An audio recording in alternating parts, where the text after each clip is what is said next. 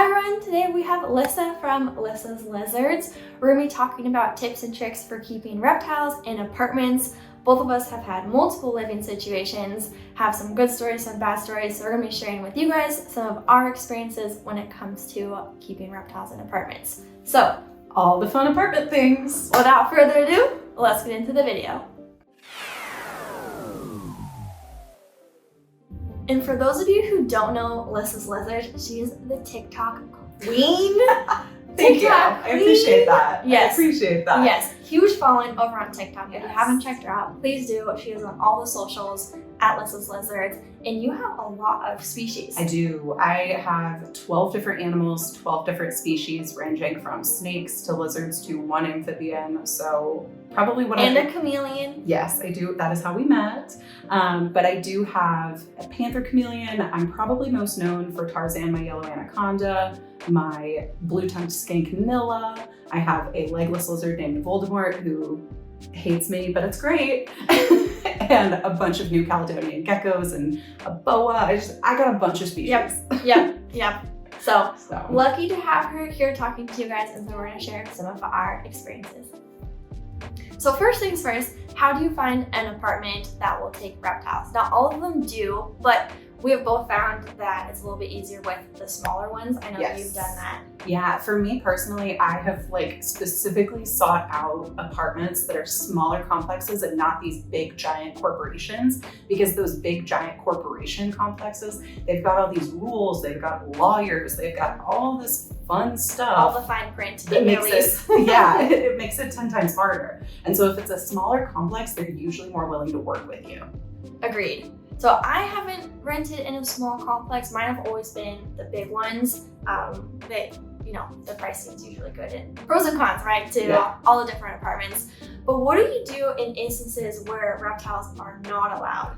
That's where it gets tricky, because best case scenario, they're like, sure, come right on in, with all your reptiles. But or you can just sneak them in, which we have both done. We both are guilty of. In fact, that's actually how we met, if anyone's wondering, in that we were both on Instagram. This is pre-TikTok, right? This is pre-TikTok, pre-YouTube days. You were on YouTube. Yes, I wasn't on YouTube. I had Neptune the chameleon and literally just had Neptune. Maybe I had Pluto? No, I didn't. Because you got Pluto with me. Yeah. So she didn't even have Pluto at this time. She only had Neptune. And then she had her chameleon, and we were in apartments and stuff, and she had just posted to her story how she had maintenance come and inspection day, and I was that's a whole topic. I was like, girl, me too, the struggles. And then the rest is history. That was 4 or 5 years ago. Almost 5. I think it was in 2018. Yeah, because Neptune's turning 5. Yeah, so that's Anyway, so we both snuck them in, and obviously that's not ideal, but if you are going to sneak them in, just be very strategic about when you're moving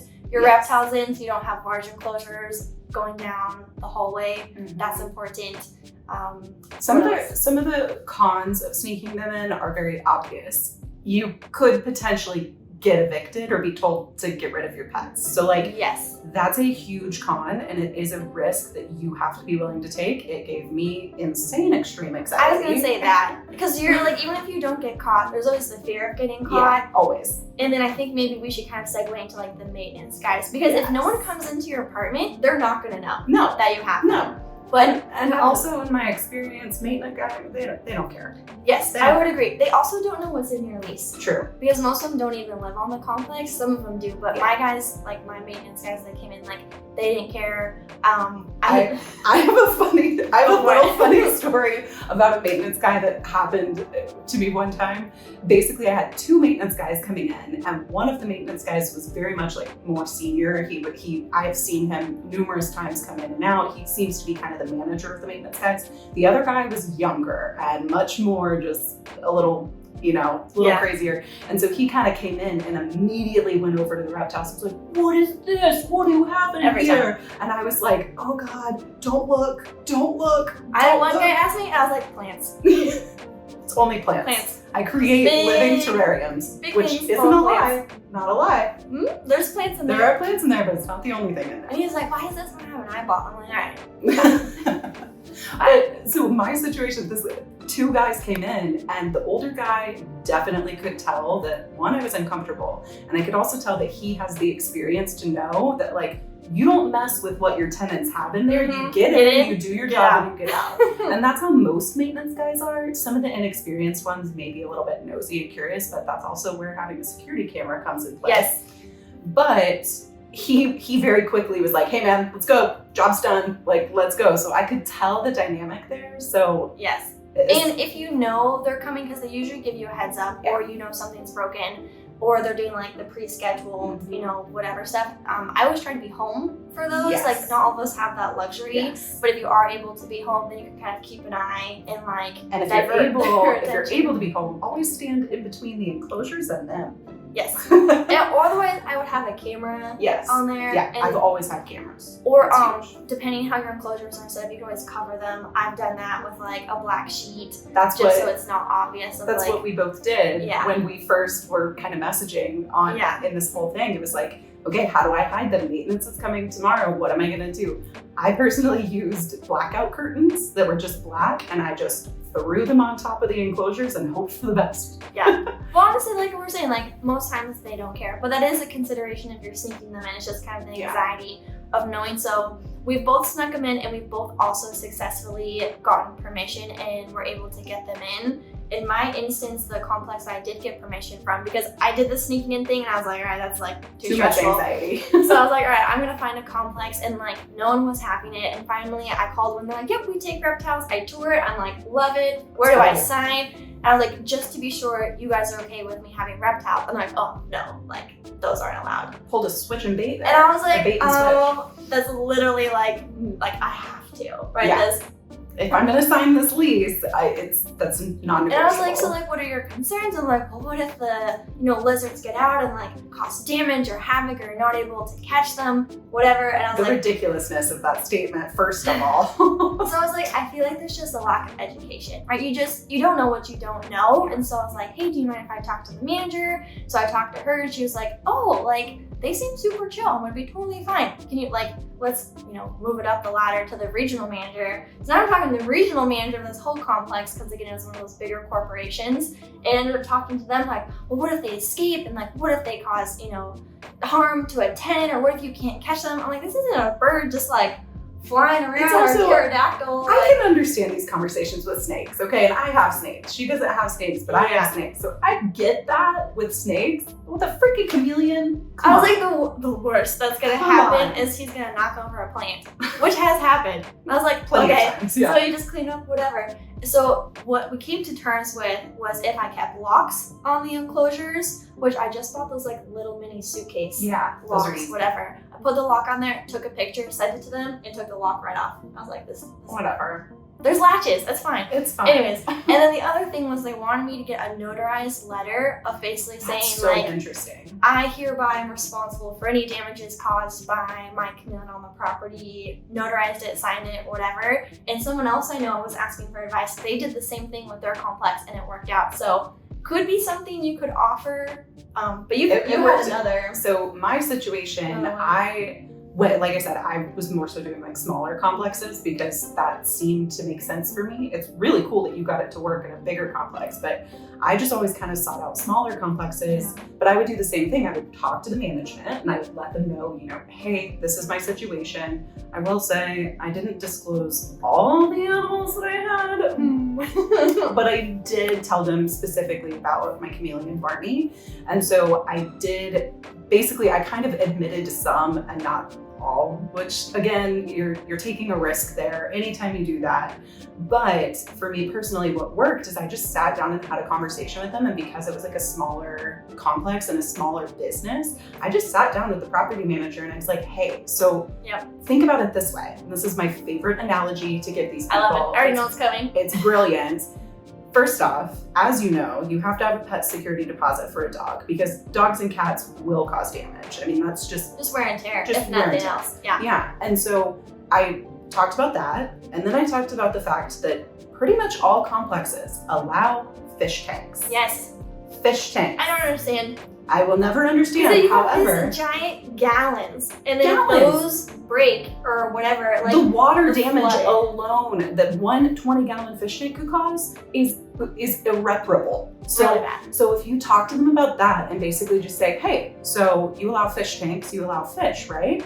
So if I have a reptile in a tank with no water, which again is an education thing. Yes, right? People they don't just know. aren't aware of what it entails. People hear reptile and they think, ooh, big scary snake. And that's just simply not the case. If you're somebody that has a bunch of geckos, if you're somebody that only has chameleons, and even if you're somebody who only has one snake, it's just simply not the risk that they think it is. So if you kind of have that conversation with them and let them know, like, hey, you allow fish tanks, but have you thought about the liability that entails? Yes. Because if you're okay with that liability, maybe you would be okay with this, which is by definition a less of a liability. Yes, exactly. And I know you ended up paying a pet deposit. Yeah, I still had to pay the pet for deposit. Barney, Mhm. and that ended up being fine, and they were okay with Yeah. it. So you could always offer to pay the pet deposit as well, even though you and I both know it's not really necessary dumb, because but they're not, again, causing any damage to Right. the complex. But her notarized letter is really cool too, because in most situations, yes, you're technically signing a letter, that you'll accept all liability, but it's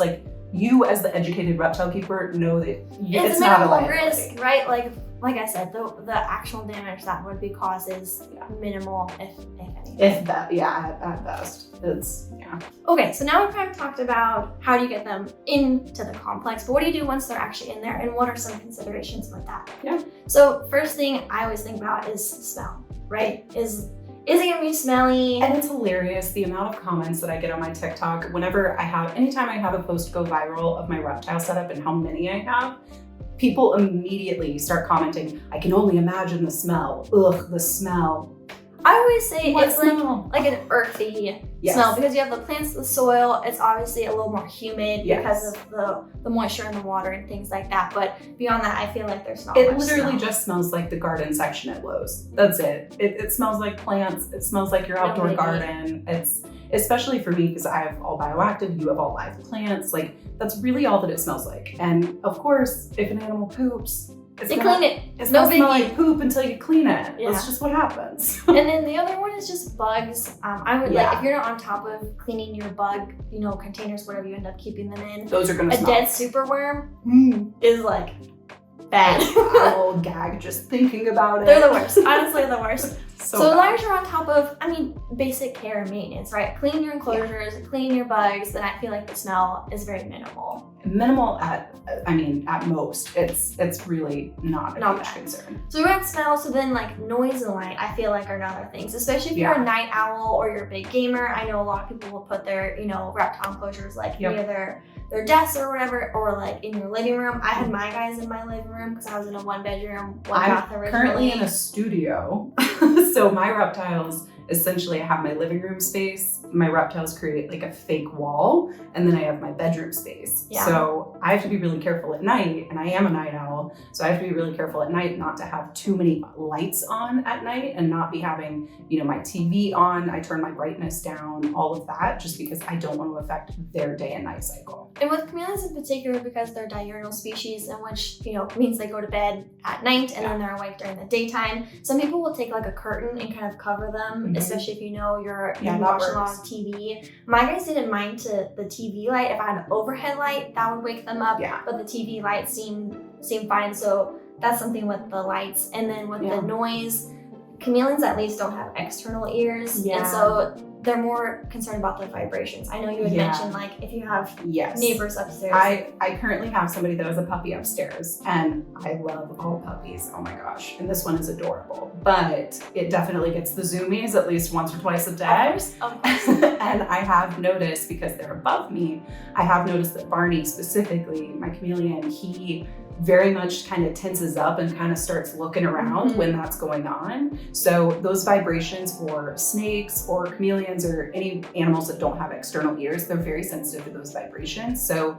if that's something you're super concerned about, maybe look into making top unit. Yeah, top floor. And now that you think about it, I was in an apartment for 4 years and I was on the top floor. So maybe that's just something you I didn't even notice it. Yeah. Didn't notice just because. This is the first time in a while that I've lived in a unit that's not on the top floor or not, whatever. So it's just something to consider. Yeah, and these are all, I feel pretty minor concerns in the grand scheme, right?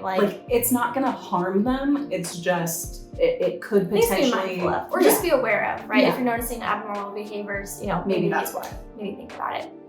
All right, so that's all the stuff that's kind of factoring in the environment when it comes to apartment keeping. But what about space? Because everyone knows a reptile enclosure takes a goodly amount of space. Oh yeah. And honestly, one of my favorite things about chameleons is that they're arboreal, so they're vertical. Yes. And so you can have a lot more chameleon enclosures than you can horizontal enclosures. Versus I have quite a bit of species that need horizontal space, which takes up a lot more room. Yes, so that's a consideration. So if you're looking at floor plans, anything that has like a dining room, a living room, and a dining room, those are sometimes nice because then you can kind of convert the dining room area into where your enclosures are. Or like a breakfast nook. Different floor plans or come office. with office. Yeah. So as long as there's some kind of like slightly different space, you know, but you got to be really cautious about kind of how you're placing everything. Yes. And that's something I personally am a pro at.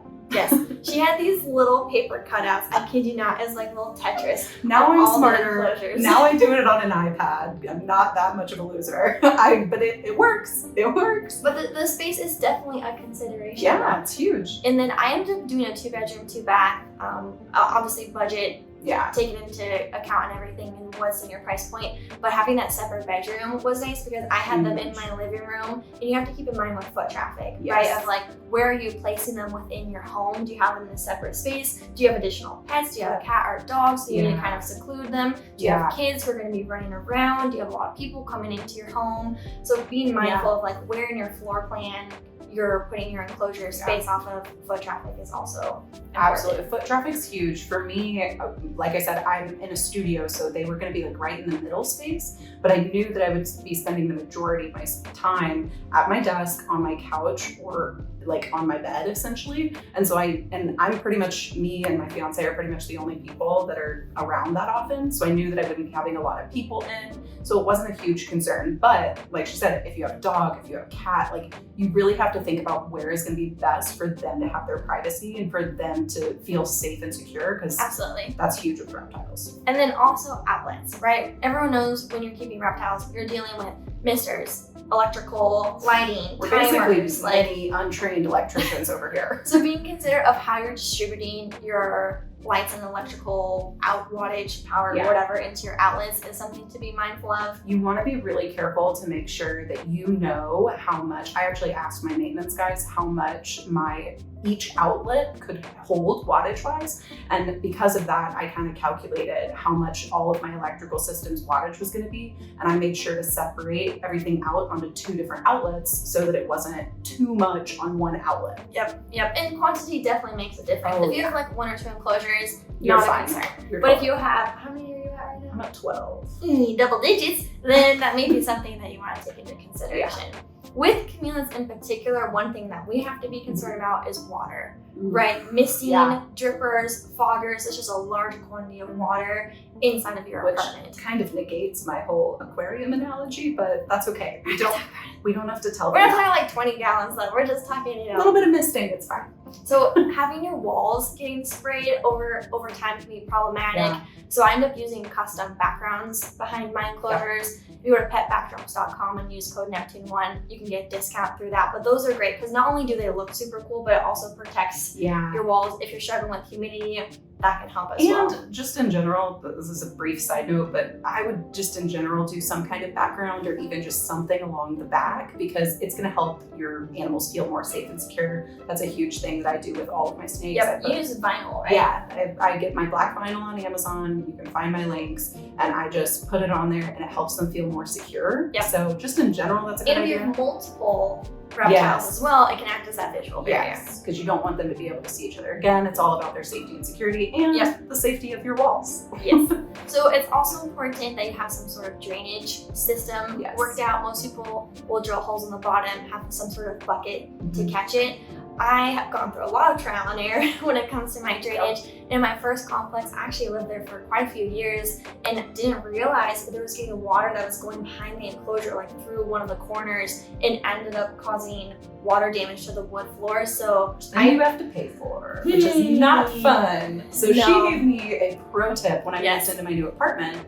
My old townhouse that I lived in before this, where I had a separate reptile room, actually had carpet. So that's another concern, is you don't want water consistently going on carpet, because that can be really damaging too. But I was moving into a new apartment that had vinyl or hardwood, or I don't know what it was, but it wasn't carpet. Right. And so she gave me the pro tip to get like basically a workout mat. Like garage mats too. Yes. You can get them at Home Depot and put those down first before you even move your enclosures. Because once your enclosures are put, like you're not moving them. And then I ended up, because they're also kind of ugly, I ended up getting like a cute rug to go on top. Yeah. So then it's just like a nice visual, situation. But that's giving you kind of like an added layer of protection. Yes. So if any water does drip or whatever, then you're at least a little protected. And then you're good.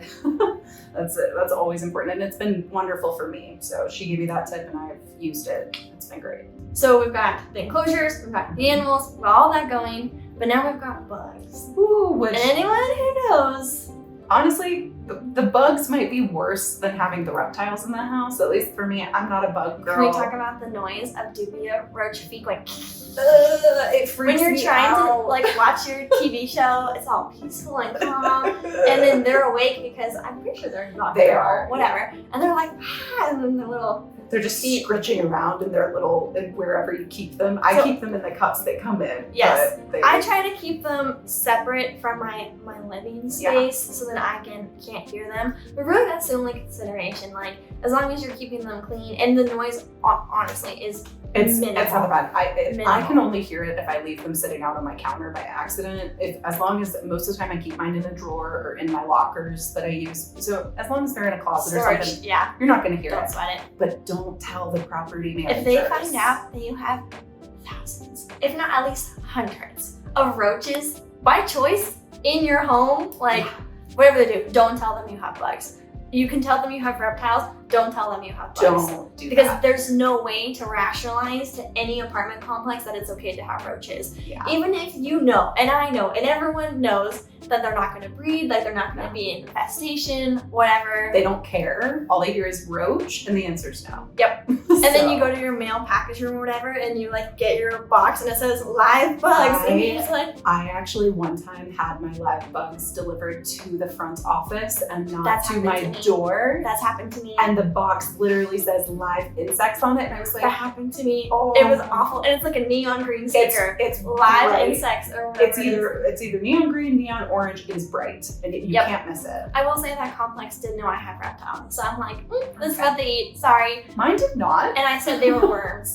Yes, that's what I said as well. There were worms. Yes. There were also reptiles. Yeah. We're not talking about that. I don't even know what I said. I think I just ran out of there really quickly with before she could ask questions. I just ran. That's also good. One time I had mine delivered to my like mail post office. Oh yeah. And I was like, hey, here's my slip, whatever. And they're like, oh, what's in the package? Because they're just trying to get a sense of like the size. And you know they've all been talking about it in the back. And I was like, bugs.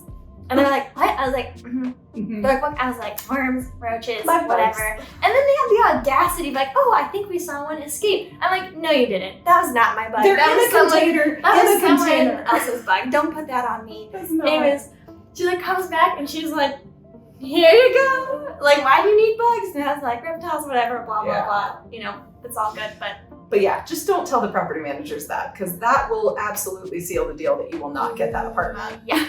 Anyways, moving on. So there's the bugs. So humidity and temperature are another thing to consider, especially if you're living with someone else and you may not have control, or the complex you live in doesn't have AC. Yeah. Whatever, you need to be mindful that if you're getting into reptile keeping, they're able to provide both the humidity and temperatures needed. If that means that you have a portable heater or a portable AC unit, I have both. That's important. If you're a little, with the humidity, maybe you need a dehumidifier or you need a humidifier. As long as you're going into it knowing that, hey, there may be things that I need to do because I need to provide this like very specialized care for my reptiles. And that's something to consider too every single time you move. I personally have made that mistake where I thought that moving my animal into like a new home, it was going to be the exact same setup. That's true. And that was a whole situation where my temperatures were actually high, and it was a whole problem that I had to figure out. So don't make the assumption that just because it worked in one apartment or one environment, or even if you move them from one room to the other room, or by a window or not by a window, or just getting a different shaped enclosure. Anything. You always have to triple check your temperatures and your humidity because every potential situation is different. Also, you're at the mercy of your maintenance guys in your complex, because I've had my AC go out and like, I don't mind being a little uncomfy, but or like power outages. They could die. Yep. So Yep. I had my AC went out in the month of August for nearly an entire month, and I was losing my mind. I bought AC units, I bought a little like cooler thing, I bought whatever I could to keep that room at the proper temps, and it was a nightmare. Yep. Or power outages, right? Yeah. The thing is, you're at the mercy of whatever your complex or maintenance guy is going to be able to repair it, and you then have to adapt based off of whatever your reptile requires. So again, just try and plan accordingly and recognize there's only so much you're in control of, and then go from there. Totally. So when you're picking out an apartment, one thing that you may want to try and seek out is a balcony. And the reason for this is just having natural sunlight, all the UVB, whatever, there's so many different things. It's so nice. Enrichment, that's the word I was That's the right word. It's so nice to be able to take your pets outside in some, even if you have a little courtyard, even if you have like a little just area, but a balcony, anything along those lines is going to be so nice. I personally take my Chameleon out on his tree on my little balcony, and I feel so grateful to have it because I didn't have that in my last home, and it's been a game changer. Yep, it's nice. And then also be mindful of like, if you can figure this out, right? Of like the sun and time of day and whatever else. I will say, just make sure you're always supervising. Yes, oh my gosh. No matter what. There was one time, because I enjoy time on my balcony just for myself. I was like eating lunch or whatever. I had Neptune on my like fake tree. There was a gust of wind that flew and knocked the tree over. Literally out on the fourth floor, and Neptune was dangling. I mean, he was obviously on the branch, but he was hovering over 4 stories because he was over the railing.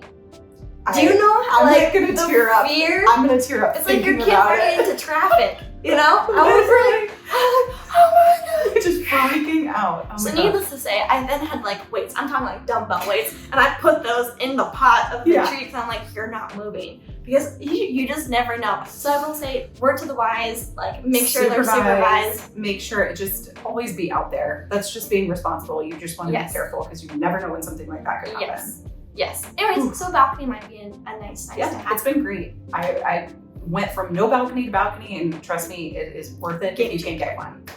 So one thing we haven't talked about, which is a big consideration. Huge. And I have made my fair share of mistakes with this one as well. Roommates. Right? So it's not just you, right? It's the person that you're living with or will be living with okay with reptiles. Oh yeah. Straight up. Are they okay with reptiles? Not everyone is. And like one of my personal best friends like cannot do bugs. Yeah. So it's not even the reptile thing. Are they okay with having roaches, right? In their home, even if they're contained, even if you talk them through it, whatever. So that's a big thing. It's huge, and I think it's multifaceted to consider because it's kind of like with the apartments of like, are they allowed? It's like, well, with a roommate, you could sneak them in, but is it going to do you any favors? Speak from somebody who did that. No. It's not a good idea. Don't do it. No. So making sure that your roommate is on board with the reptiles you have and the reptiles you might have, because everyone who keeps reptiles, if you have one, you're gonna get more. And even if you're like, I'm good with 3, then they're number 4. Like, so are they okay with you getting other reptiles? Yeah. Are they okay with are their limits? Snakes, right? Like maybe they're okay with the lizards, but snakes are too much, right? Like whatever the consideration is, please be respectful of the person that you're living with and make sure that you're on the same page. Yeah. And it goes both ways, because are they respectful of you? Yeah. And your boundaries? That's huge, because for me personally, like, I don't want anybody to ever hold my animals without me present. I would never be okay with that. I've heard it way too many times. There's so many things that can go wrong. Well. It doesn't end well. Do you know how many DMs I get of this person who's like, oh, like I wasn't home, my roommate's friends were over, and so they handled my Chameleon, and now this bad thing happened, or this, or they didn't lock it, or the dog got like whatever, like nightmare stories. So is there mutual respect? Are you mindful and considerate of your roommate's boundaries and what they're comfortable with, and is that reciprocated? Yeah, because let's be real, reptiles are novelties. They are exotic animals. People think they're cool. So if you think that you have even a slight chance of your roommate being disrespectful, crossing that boundary and coming into your space or your reptile space when you're not there, then that's a concern, and that might not be somebody you want to live with. right? Like huge. it ultimately comes down to respect and trust. And if you can't get over this, that's going to translate into other parts of living being. Like, what about your fridge? What about that? Like, it gets into so many other things of just having trust and respect for each other. It's just so much better to have that conversation about boundaries up front before you live with them or before getting the animals, because it's just not worth the chaos that can come later. Absolutely.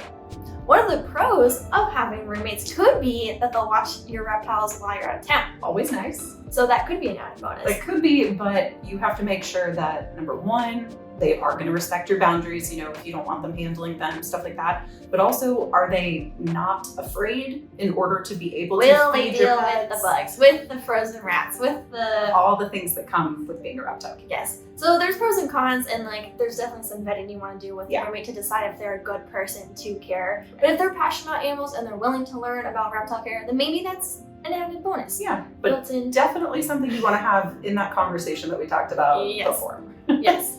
Okay, so another consideration, not just with roommates, but I think with complex as a whole, is smoking.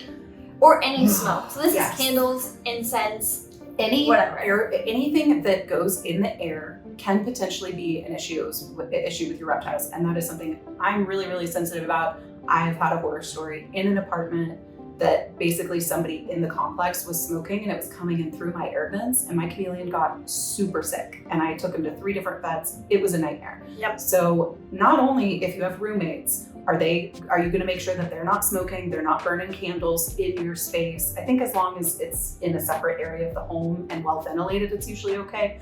But candles, incense, even vaping, anything along those lines, you need to make sure that that's another boundary that your roommate, or you know, just in an apartment complex, that's a risk that you run.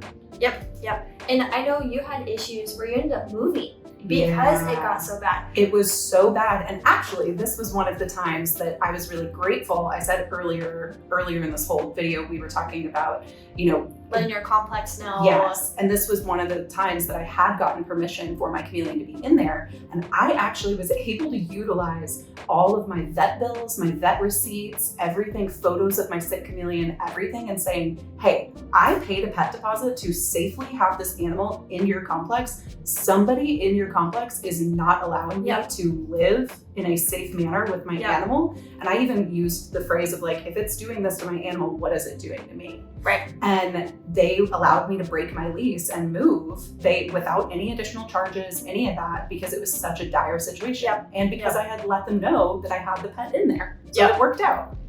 So that's just something to be mindful of. Some of it's in your control, some of it's not in your control, but the best thing you can do is advocate for your animals, educate people, because a lot of times people just don't know, especially when it comes to reptiles. And as long as they're willing and wanting to learn, I think it's kind of our duty as reptile keepers in the hobby to kind of share 100%. what we know and give people the benefit of the doubt and just help them along the way. Absolutely. So if you guys found this helpful, we now have given you some tips and tricks on finding an apartment, keeping an apartment, roommates, pros and cons. Literally everything that comes with living with reptiles. Everything in between. And if you enjoyed this kind of style of video where it's just 2 reptile besties hanging out, talking about the things we love, let us know in the comments. Always, if you enjoyed the video, be sure to give it a thumbs up. Feel free to subscribe so you don't post a new video. You can follow Listless Lizards, TikTok, Instagram, all of the above at Listless Lizards, and you can follow me at Neptune the Chameleon. Otherwise, thank you so much for watching. Have a great rest of your day, and we'll see you in the next one. Bye.